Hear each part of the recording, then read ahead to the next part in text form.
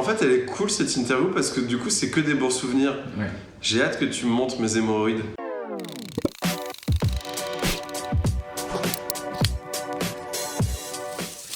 Putain, vous êtes hyper bien renseigné sur ma vie. C'est ma mère. John Carpenter, je suis hyper fan du cinéma de John Carpenter. J'ai vraiment grandi avec ça. Et j'adore ce mec. Et c'est marrant parce que quand j'en parle, et qu'il y a des gens qui du coup s'y intéressent, ils me disent c'est un peu nul. Et c'est vrai. C'est un peu nul ce qu'il fait, mais moi je suis vraiment très fan. J'ai commencé du coup à cause de John Carpenter, j'ai commencé à faire des films dans mon jardin, j'avais 8 ans, avec le caméscope de mon père, et je faisais que des films d'horreur avec des effets spéciaux tout pétés, avec du ketchup et tout. Ouais, moi je viens vraiment de ça, quoi. Si on regarde un peu les sketchs que je fais via Studio Bagel ou autre, en fait à chaque fois ça va être des trucs de genre. Donc ouais. En fait, ça s'est créé donc, il y a maintenant 10 ans, 11 ans, je sais plus. Et donc j'ai commencé dès le début sur No Life avec la série Nerds et avec mon émission de cuisine Mange mon geek. Et puis après d'autres émissions, J'irai Lolé sur vos tombes, la série Karate Boy. Et puis le Golden Show, qui était un sketch show qui m'a fait me faire repérer par Canal+. Et en fait, en faisant tout ça, en faisant No Life, en fait, ça m'a appris à avoir toutes les casquettes du métier.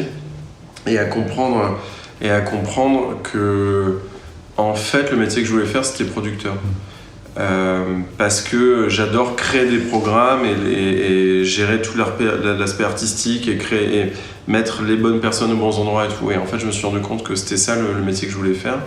Et No Life a été une école dingue parce que en fait j'ai appris à mettre une rigueur de fou pour tenir les délais et tout, parce qu'on faisait tout nous-mêmes, quoi. Donc c'était une super aventure. Les inconnus, c'est marrant parce que j'ai vraiment fait une vanne ce matin. Il y a Manu Payet qui m'a envoyé une photo de Jonathan Cohen, Manu et moi complètement bourrés à Budapest l'an dernier. Et je lui ai répondu, on dirait les inconnus. mais c'est vrai que non, les inconnus, ça a été... ils font partie des gens qui m'ont donné envie de faire de la blague. Dans les années 80-90, il y avait... Dans l'humour, en fait, la société elle était divisée en deux franges. Il y avait ceux qui avaient le décodeur et ceux qui ne l'avaient pas. Et moi, je faisais partie de ceux qui ne l'avaient pas. Et du coup, ma référence d'humour, c'était les inconnus et pas les nuls. Et du coup, il y a ce truc... moi, je suis hyper fan de certains sketchs qui sont un peu les sketchs les moins connus. Mais moi, le truc qui m'a traumatisé, quand on regarde les trucs que j'ai fait par la suite en fiction, on se rend compte que ça vient complètement de ce sketch-là. C'est un sketch qui s'appelle Le Chevalier de Pardaillac des Inconnus, où tout est raté. Et en fait, moi, j'ai eu ce truc de c'est génial de tout rater. Et en fait, je suis parti de ça. Et voilà. Donc merci les Inconnus. J'ai eu la chance de diriger Pascal Légitimus dans un sketch qui était un peu fou. Alors, Karate Boy, c'est l'alliance de deux trucs. C'est que moi, j'ai toujours dessiné quand j'étais enfant. J'ai jamais lâché le dessin.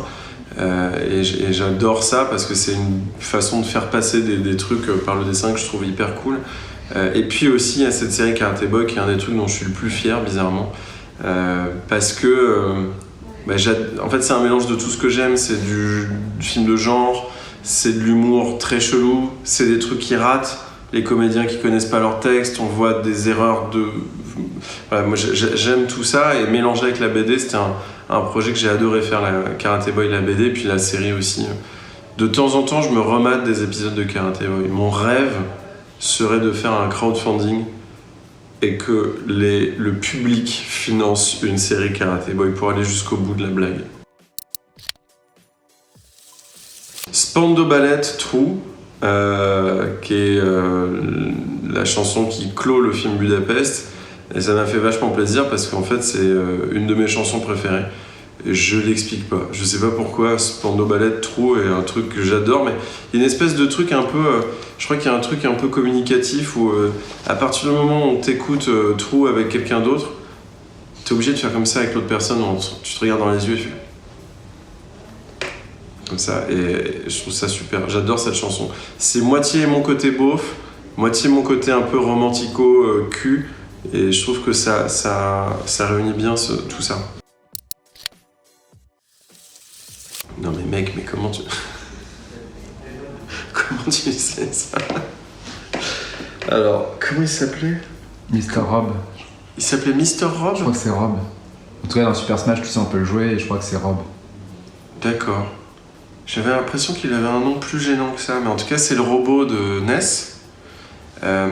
En fait, quand la Nintendo est sortie, ils ont sorti très vite une édition deluxe de ouf, où il y avait tout, il y avait le flingue, le robot, les manettes, les jeux, les machins.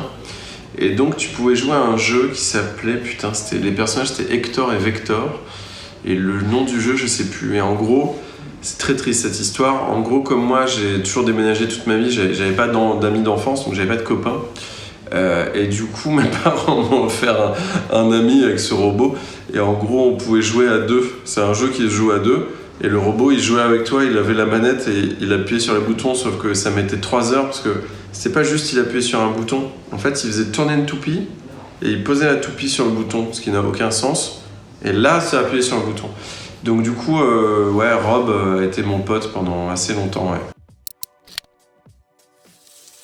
Je me suis rendu compte que ce qu'on pouvait montrer à la télé, mais qui reste quand même un tabou, c'est le sexe.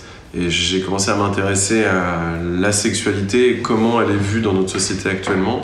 Et je me suis rendu compte hyper vite qu'il y avait énormément de tabous et de non-dits et de trucs un peu bizarres, de gênes. Et je me suis dit, ok, faisons une émission de cul, mais hyper chic, hyper élégante pour contraster avec le contenu. Faire un contenant très beau pour un contenu un peu crado. Et puis aborder plein de sujets... et pour étonner les gens et pour en même temps aborder des sujets dont on ne parle pas forcément, et puis surtout arriver à cette conclusion, et ça on le dit jamais dans l'émission, mais c'est ce que je veux faire comprendre, c'est qu'on est toujours le déviant d'un autre, et qu'en fait finalement on a tous des déviances et que c'est pas grave et que tant mieux, et que le fameux jardin secret, en fait c'est important qu'il existe chez chacun d'entre nous, quoi.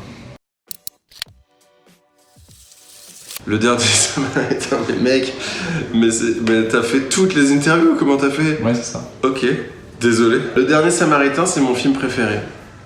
C'est mon film préféré. Tony... aide-moi, merde.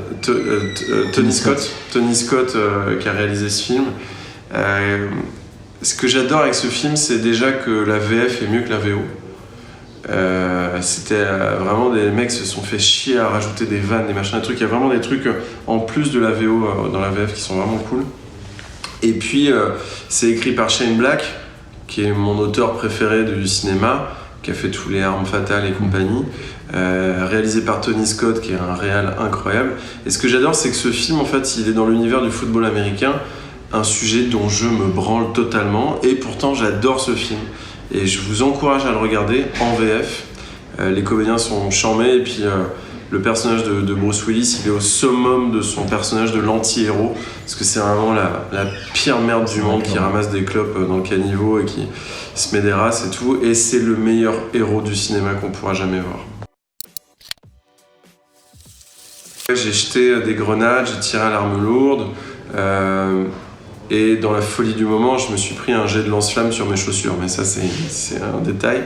C'était un sujet dans le cadre de l'émission d'Antoine Decaune, où je suis allé en Floride, dans le bayou en Floride, et je me suis retrouvé dans un truc très dingue qui s'appelle le Sausage Castle, où il y avait des armes à feu et des meufs à poil et de la drogue et de l'alcool dans tous les sens.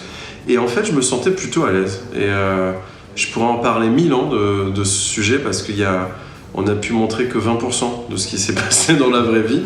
On a pu montrer que 20% à l'image, mais en fait, ça m'a donné le goût de faire des sujets, des reportages un peu spé.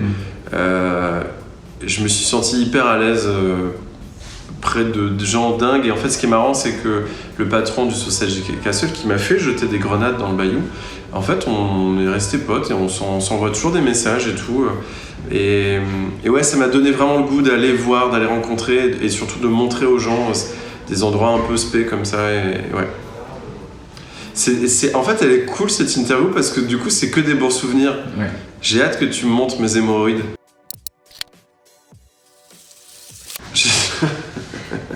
Alors j'étais pas... Dans les années 2000, on disait web designer, maintenant on dit juste graphiste. Mais donc ouais, au tout début de ma carrière, en fait, j'étais pas comédien et autres. Enfin, j'en vivais pas en tout cas. Je vivais pas de faire des images, et donc du coup, j'étais graphiste. Et j'ai fait beaucoup de sites internet.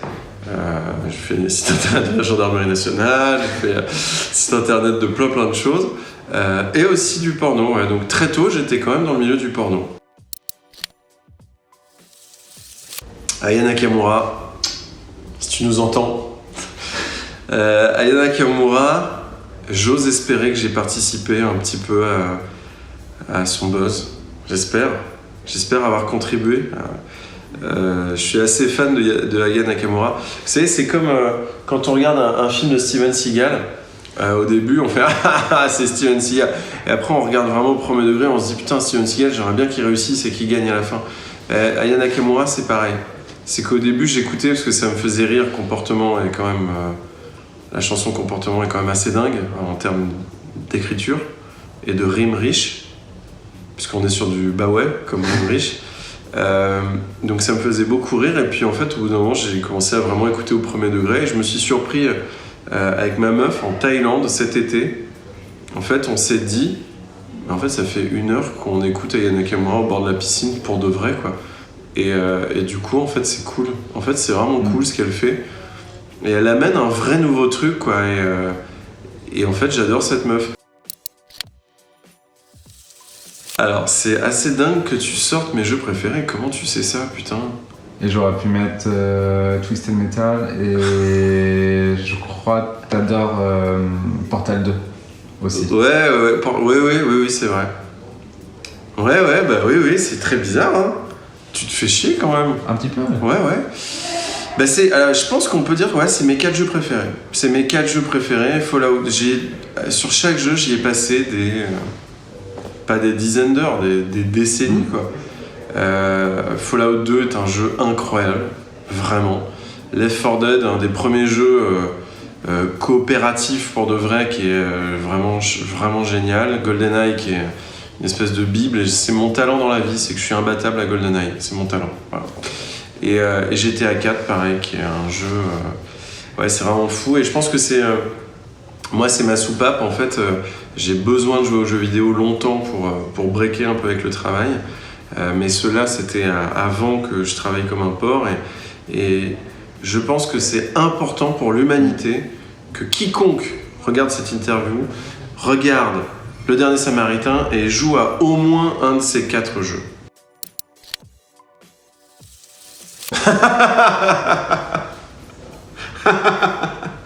T'as vu ça où? Tu l'as dit? Mais où? Non, c'est drôle parce que j'en ai eu un nouveau cette semaine. Alors, j'ai un truc, je me suis rendu compte, quand je mélange les alcools blancs, je fais des blackouts. Et donc, j'en ai eu un, donc c'était il y a quand même pas mal de temps, c'était il y a 4-5 ans, où j'ai eu un vrai blackout d'alcool et j'ai juste eu un souvenir juste visuel, c'est moi sur scène, avec un micro dans la main face à un public. C'est il y a 4-5 ans, j'avais absolument aucun texte pour faire la scène, donc je ne sais pas ce que j'ai dit. Et j'ai ce souvenir hyper visuel de plein de gens qui rient. Et juste devant la scène, Kader Aoun, qui est quand même le mec qui a lancé Jamel, etc., voilà, Thomas Sisley et compagnie, qui ne rit absolument pas. Et j'ai ce souvenir-là de lui qui est comme ça. Et moi en train de dire des trucs, mais je sais pas quoi. Et suite à ça, en fait, je me rappelais un peu dans ce truc visuel, je revoyais un peu des gens. Et donc je suis allé leur dire, mais je suis monté sur scène, il faut ouais. Et qu'est-ce que j'ai dit? Enfin, non, tu veux pas savoir. Donc je ne sais pas ce que j'ai dit sur scène il y a 5 ans, c'est assez horrible. Et j'ai eu un blackout le week-end dernier. Pareil, j'ai mélangé des alcools blancs. Donc maintenant je sais, je vais plus faire ça, quoi. Et je me suis réveillé le matin, j'ai fait une vidéo Instagram, je me suis réveillé le matin, donc en gueule de bois de ouf. Et j'arrive dans mon salon et il y a un sac comme ça de McDo. Et où j'ai tout mangé. Et je regarde la facture et je me suis fait livrer à 1h45 du mat pour 60 € de McDo et j'ai tout bouffé. Et j'ai aucun souvenir. Je me suis forcé à essayer de me rappeler et je me rappelle juste du livreur qui vient. Et encore, c'est un souvenir assez flou. Et donc je pense que mon chien m'a aidé à bouffer 60 € de McDo parce que depuis il dort tout le temps. Vous voyez, il dort tout le temps. Mais ouais, j'ai aucun souvenir, c'est un peu flippant. Ouais. Saucisse purée à Londres, Mother Mash, Ouais, si je me rappelle bien. Mother Mash, qui est un resto... alors j'y suis retourné récemment, c'est un peu perdu, c'est dommage, mais c'est un super resto. Si vous aimez la saucisse purée, il faut aller à Mother Mash, parce que je pense que tout le monde aime les saucisses, il ne faut pas se le cacher. Et c'est super parce qu'ils ont plein de saucisses différentes. Si on est geek de saucisses, c'est génial. Et en plus, tu as de la sauce et de la purée, c'est trop bien. Et la saucisse, c'est vraiment un truc réconfortant, quoi. C'est trop bien. J'adorerais fabriquer de la saucisse. Il faut savoir que mon associé dans la boîte de production, qui s'appelle Vanessa Bria, qui est une super productrice, mais avant, elle faisait des... je sais pas comment on dit le terme technique, donc elle branlait, on va dire, elle fabriquait les saucissons Justin Bridou avec ses mains. Quand elle était ado, elle fabriquait les saucissons. Je sais pas si l'anecdote était hyper cool, mais au moins ça l'humilie un peu, je suis content. J'en ai un peu trop parlé en interview, et Vice ils l'ont fait. Alors il y a pas longtemps. Ouais, je me dis, oh, c'est un peu bizarre cette histoire quand même. Je sais pas. Donc du coup, ça s'appelait 5 grammes d'actu. L'idée, ça s'appelait 5 grammes d'actu, c'était il y a 6 ans, je crois, 6-7 ans. Et l'idée, c'était que moi, bourré, j'aille interviewer des gens en sortie de bar bourrés sur des sujets d'actu hyper sérieux.